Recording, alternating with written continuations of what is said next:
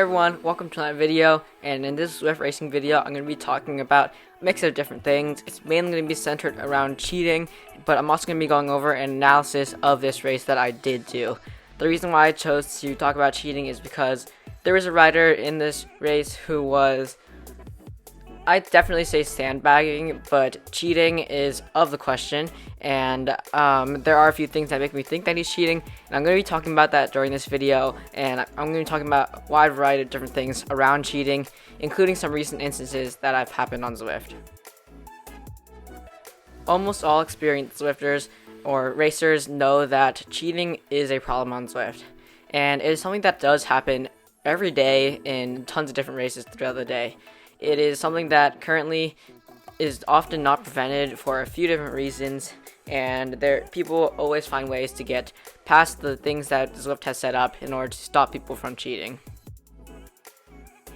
A recent example of this is Eddie Hoole's case, where he basically used some really interesting software skills to mask his signal to get a power meter scale factored so that it is reporting around 50% more power than he normally would, and that helped him win the UCI qualifiers event, and it is currently been exploited, and it was investigated in depth through Zwift, and they discovered that how he was cheating, why, and what he was doing to cheat.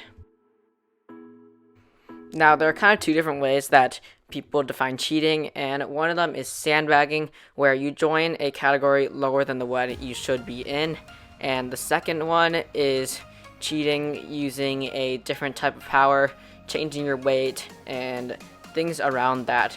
Zwift's category enforcement helped this, but it still has not been eliminated because there are riders who kind of just cruise through events and then put in a massive sprint at the end to really take that win, and they don't get upgraded because the category enforcement system does not detect powers that are that short of a time range.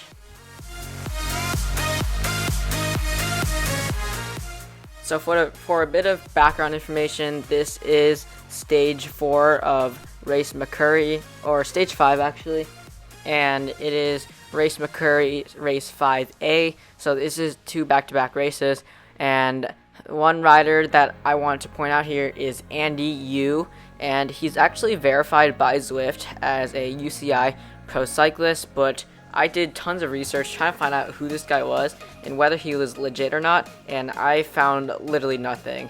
There was no one under the name of Andy Yu that was a professional cyclist, so I think that there is something suspicious going on with that. I'm not sure if it's just because he is located in Taiwan and I'm located here in the US, so these browsers are showing up different results than they would if I were in a different part of the country or a different part of the world. And I'm not sure if that's a problem or if he was just mistakenly verified by Zwift. Now, the first thing that I noticed when I was racing him is that he is a pro cyclist and he's racing in category B, which is kind of messed up because no pro cyclist who rides outside for a living should be racing in category B on Zwift. They should be very well capable of category A, so that's definitely something that I would say is sandbagging, because there's no way he should be in category B if he really is a pro cyclist in real life.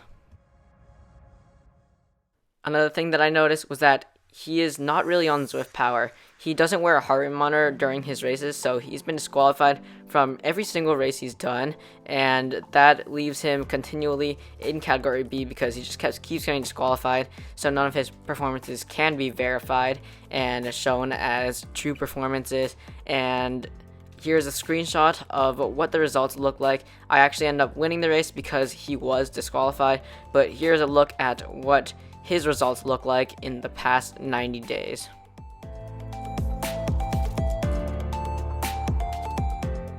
So now I'm going to be doing some analysis of this race before coming back to the whole cheating topic later on in the finishing sprint, where I think that's where I really realized that he was probably cheating. So you can see that I did not have a power up, and I did get an aero boost after going through this banner, which is really good.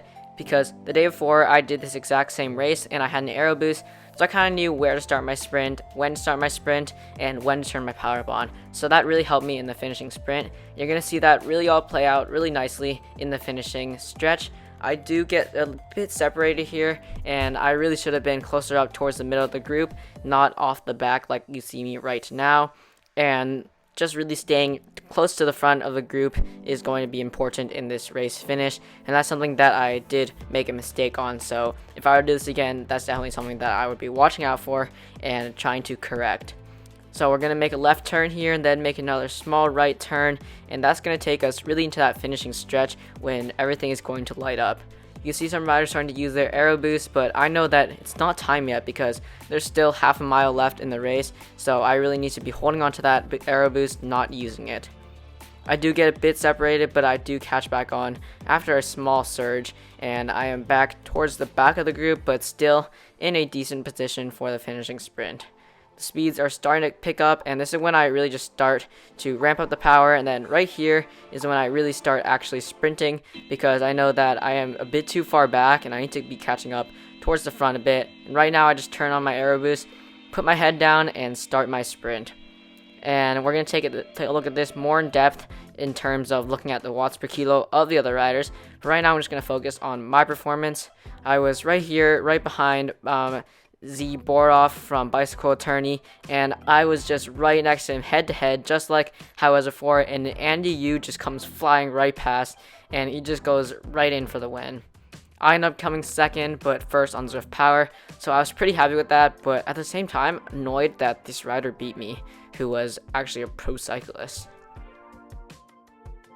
So taking a look at this in slow-mo, I've got it a bit zoomed in so you can really see. You can see that he hits 16 watts per kilo, then right up to 18 watts per kilo, which is something that I've never seen from even the top category B riders.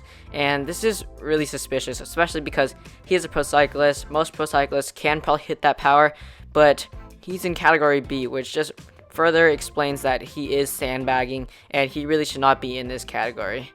He easily flew right by all of us, and he wasn't even using a power-up. That just really shows that there's something wrong going on there. Whether it's cheating or sandbagging, there's definitely something very suspicious about this rider, I think. Let me know what your thoughts on cheating or sandbagging is, and what you think of this rider's performance. Let me know in the comments below, and thank you all for watching. Please like, subscribe, and see you all next time. Ride on.